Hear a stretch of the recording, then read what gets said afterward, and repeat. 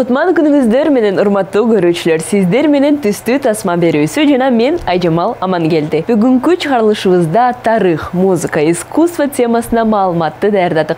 Биз менен аягына чейин болуңуздар.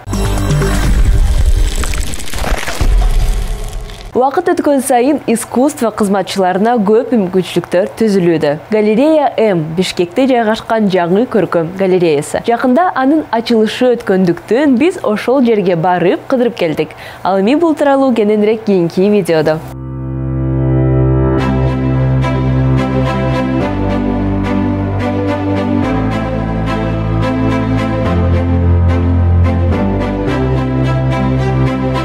Жыйырма 7 ноябрда Бишкекте жаңы галерея М ачылды. Ал кызыктуу жерде жайгашкан, жаңы ЦУМдун 4-кабатында.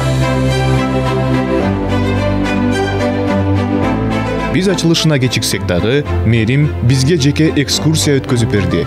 Бул галереянын кожоюну. Ачылышка карата бул жерде Кыргызстандын белгилүү сүрөтчүлөрүнүн көргөзмөсү өтүп жатат.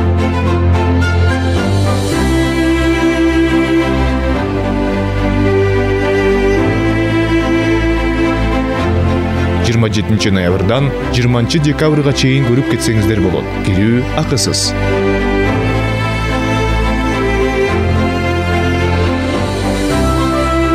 В прошлой неделе мы открыли филиал галереи М. Өткөн жумада галерея М'дин филиалын ачтык. Негизги филиалыбыз Манас менен Чүй көчөлөрүнүн кесилишинде жайгашкан. Бул филиалыбыз ЦУМ 2-нин ичинде. Бизде галерея жана арт-холл бар. Бул жерде жеке, тематикалык жана группалык көргөзмөлөрдү өткөзөбүз. Различные выставки, тематические, групповые, персональные выставки. Несмотря на коронавирус, Пандемияга карабастан биздин сүрөтчүлөрүбүз иштеп жатышат. Бул жерден биздин көргөзмөбүз башталат. Бул Майрам аттуу Алмаз Шаршекеевдин иши. Шаршекеева Алмаза, праздник. Вот эта работа Көкбөрү. Бул Көкбөрү, белгилүү сүрөтчү Нурлан Кудабаевдики. Кыймылдап жаткан аттарды жакшы тарта алган сүрөтчүлөрдүн бири. Из художников, кто может писать в движении лошадей. Это тоже очень сложно и интересно. Здесь у нас... Бул жерде Орманали Идрисовдун сүрөтү. Саркын Сооронбаевдин туулган күнү. Идрисов. Вот день рождения Саркына Сооронбаева.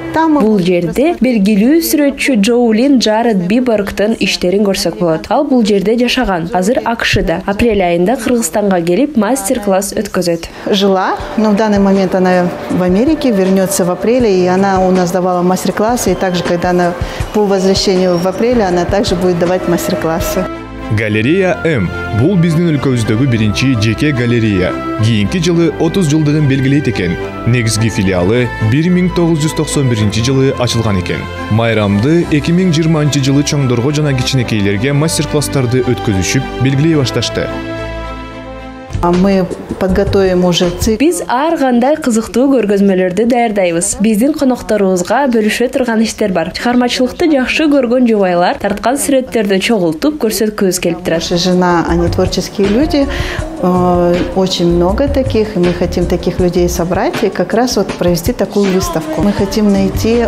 Биздей болуп 1991 жылы ачылган атамекендик брендтерди табып, чогуу бир чоң мааракени өткөзгүбүз келип жатат. Тоже очень интересно и совместно какое-то грандиозное мероприятие тоже организовать. Ошондой эле жаңы жылга карата көп сюрприздерди даярдайбыз деп билдиришти. Инстаграм баракчасынан жаңылыктарды күтүңүздөр.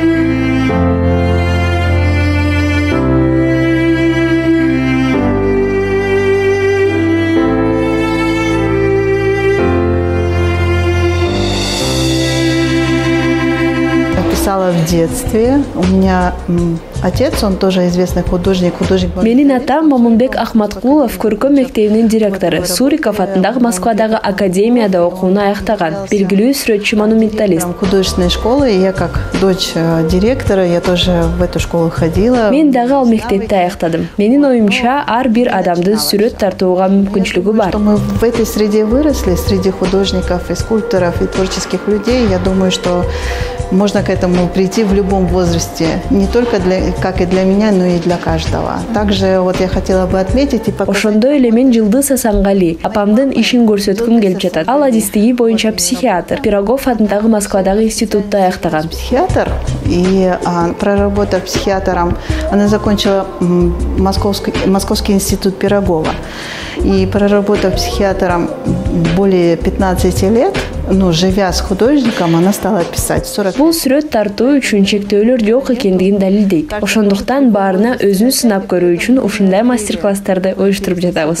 Мастер-классов, где каждый может попробовать себя. Ал эми искусство тарыхындагы эң жакшы чыгармалардын бири Вермеердин «Девушка с жемчужной сережкой». Кыргызча айтканда «Бермет сүйкөсү бар кыз». Эмнеге бул сүрөт шедевр болуп эсептелинет деген суроого жооп берет. Ал ары карап же бери карап бурулуп жатабы?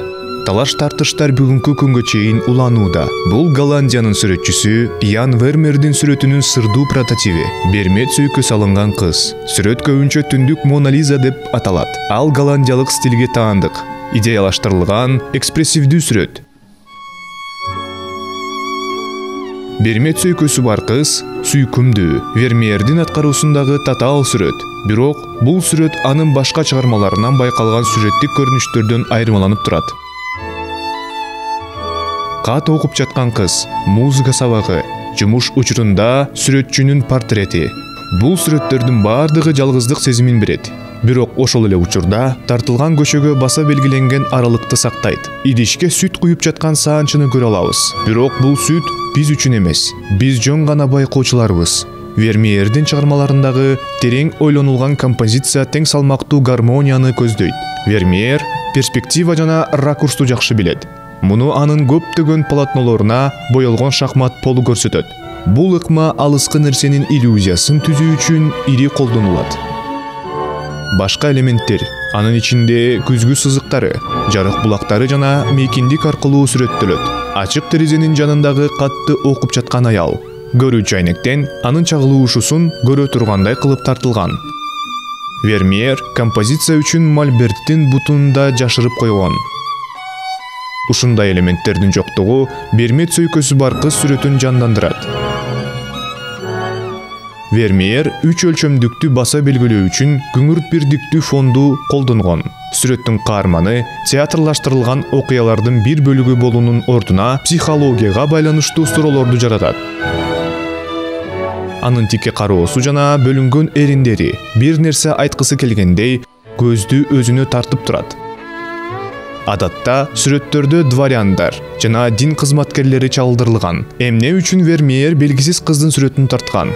17-кылымда Дельфт шаары, жалпы Нидерланды сыяктуу эле католик чиркөөсүнүн башкаруучу аристократиясына каршы чыккан. Испания өкмөтүнө каршы 80 жылдык көтөрүлүштөн кийин Голландия автономиялуу республика идеясын жактырган. Падыша менен дин кызматчыларын ыйгарым укуктары Дельфт шаарына жайылган жок. Ошондуктан Вермеер жана башка сүрөтчүлөр салттуу колдонуучуларынан айрылышты. Бактыга жараша Голландиянын Ост-Индия компаниясынын натыйжасында ишке ашырылган бизнес жаңылык Голландиянын экономикалык чөйрөсүн өзгөрттү. Соодагерлер тобу пайда болуп, аны менен кошо жаңы типтеги меценаттар да пайда болду. Каржыланган сүрөттөрүндө орун алууну каалашкан соодагерлер орто класстын темаларын артык көрүшкөн.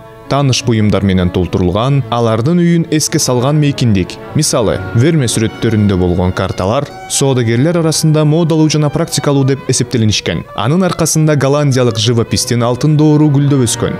Бермет сүйкөсү бар кыздын чыгыш селдеси дагы соодагерлердин прагматизмине басым жасайт. Бермет байлык белгиси чындыгында апыртылган. Вермеер мындай көлөмдөгү чыныгы Берметти ала алган эмес. Бул Бермет сыяктуу лакталган калай сүйкө болсо керек.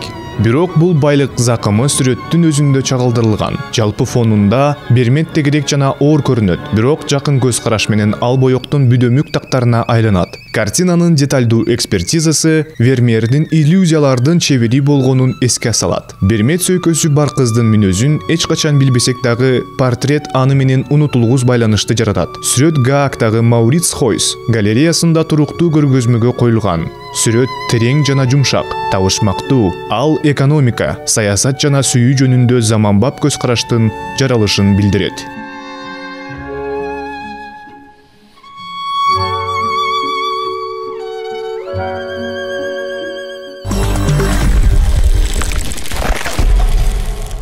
Эми кийинки видеодо голланддык сүрөтчү Ян Вермеер Бермет сөйкөсү бар кыз сүрөттүн автору жөнүндө кененирээк айтып беребиз.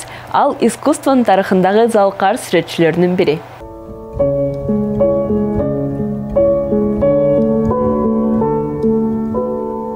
Ян Вермеер 1632 жылы 31 октябрда Дельфт шаарында туулган. Балким, сүрөтчү ушундай болчу. Автопортреттер жок же алар сакталган эмес.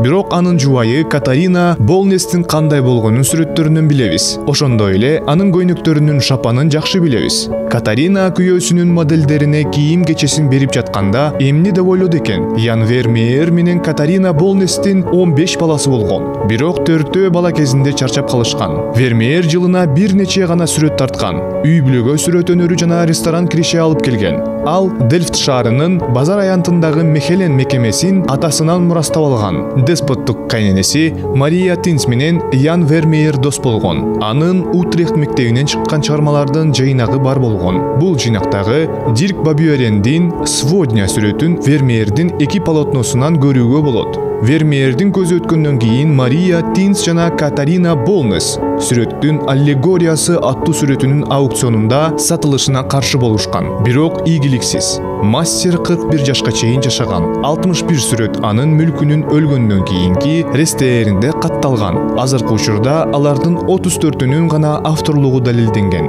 Вермеер өлгөндөн кийин Катарина ири карызды төлөө үчүн набачыга сүрөтчүнүн 2 жумушун тапшырды. Алар гитарист жана күңү менен кат жазган айым окшойт. Вермеердин жашоосундагы жана чыгармачылыгындагы таң калыштуу окуялар көп жылдык изилдөөлөрдүн объекти болуп саналат. Эмне үчүн анын окуучулары болгон эмес? Ага Карель, Фабрициус өзү сабак бергенби? Питер де Хох анын кумири беле? Бул жөн гана версиялар. Эмне үчүн Вермеердин сүрөттөрүндөгү жарык дайым эле капталдан түшүп турат? Перспективанын кемчиликсиздиги, курч көрүнүшпү же тоголок күзгүлөрдү жана көзөнөк камерасын колдонуубу? Эмне үчүн атактуу Бермет сөйкө темирден жасалган? Мурун Бермет болгон беле? Зергер буюмдарын өлчөө кадимки көрүнүш. Бирок кыямат күнү баатыр кыздын артында чагылдырылган. Балким, анын колундагы тараза күнөөнүн ченеми болсо, ал өзү Дева Мария укмушту. Эмне үчүн Вермеер 19-кылымга чейин бааланган эмес? Британ падышасы Джордж IV Виндзор сарайынын эң алыскы бурчуна музыка сабагын илген. Ал эми бүгүнкү күндө ал падышалык сарайдын бермети болуп саналат. 2014-жылы Вермеердин ыйык Прокседасы 7,9 миллион еврога сатылган. Көрсө, бул 2017-жылы 350 000 еврога кеткен. Фелисе Фиккерелли тарткан сүрөттүн көчүрмөсү экен. 1990-жылы Бостондогу Изабелла Стюарт Гарднер музейинен башка шедеврлер менен кошо уурдалган. Концерт табылабы? Алар жөнүндө маалымат үчүн сыйлык $10 миллион түзөт. Ал эми 2015-жылы Дельфттеги Кичи көчөнүн дареги белгилүү болду. Аны голландиялык изилдөөчү аныктады. Фламенсгард 40-42.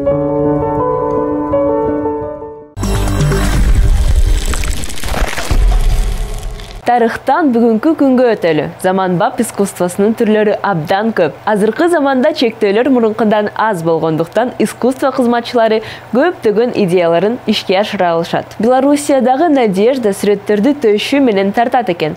Бул тууралуу кененирээк кийинки видеодо. Искусство ар кандай болот. Бирок Белоруссиядагы сүрөтчү башкалардан өзгөчөлөнүп турат. Студент Надежда Матеевская төшүү менен чыныгы шедеврлерди жаратат. Надежда 1 жыл мурун гана сүрөт тарта баштаган. Азыр анын чыгармалары үчүн сатып алуучулардын кезектери пайда болду. Чындыгында эле, ар бир сүрөттө анын жүрөгүнүн бир бөлүгү бар. Сөздүн түз маанисинде. Надежда акрилдерди, полотнону жана өзүнүн төшүн колдонот. Төшүн кисточка катары. Кыз алдын ала эскизди карандаш менен чиет, андан кийин эң кызыктуусу башталат.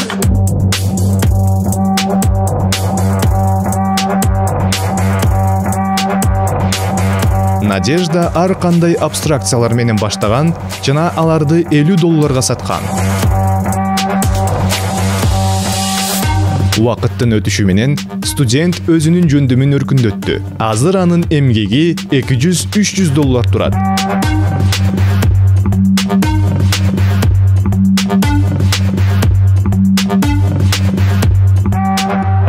Ага бир сүрөттү жаратуу үчүн 5 күндөн 1 айга чейин убакыт талап кылынат. Ал эми чыгарылышыбыздын аягында сиздерге көңүлдүү ыр коюп беребиз.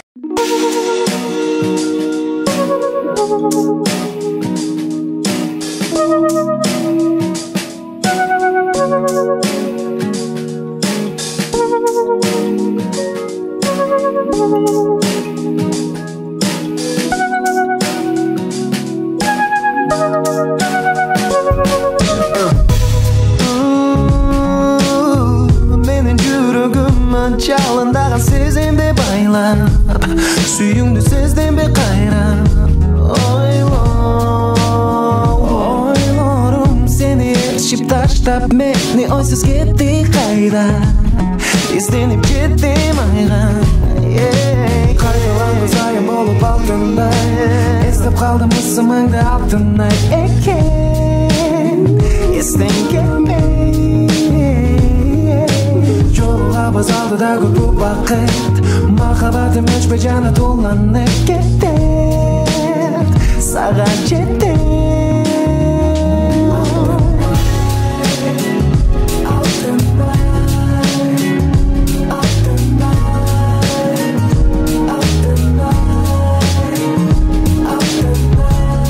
Özümdü dengedim ayga Gönüldü cılıtkan çayga Sılık sözüm bolup payda Süyüngü tabamın ayla Hemen günlerimdün barın sağa arnağım geldi Çarığım ardağım dedim seni Kolumdan karma balıslarga atlanıp men baksam deyim Tübölükü kalsam deyim Kalan kızayım olup altında Kaldım ısımında altına eken Esten gitmek Yollarımız aldı da bu bakıp Makabatım üç becana dolanıp gider Sağa cidden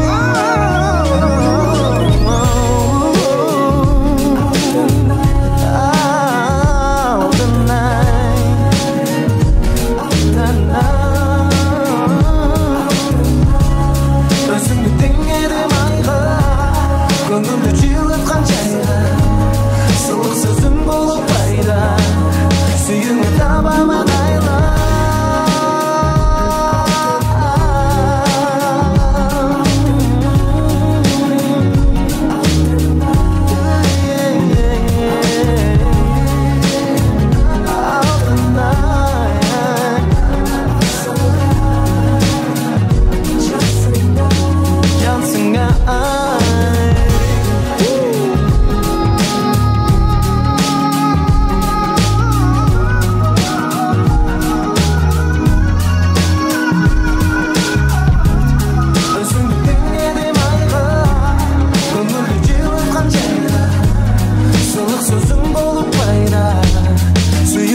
tabamın ayla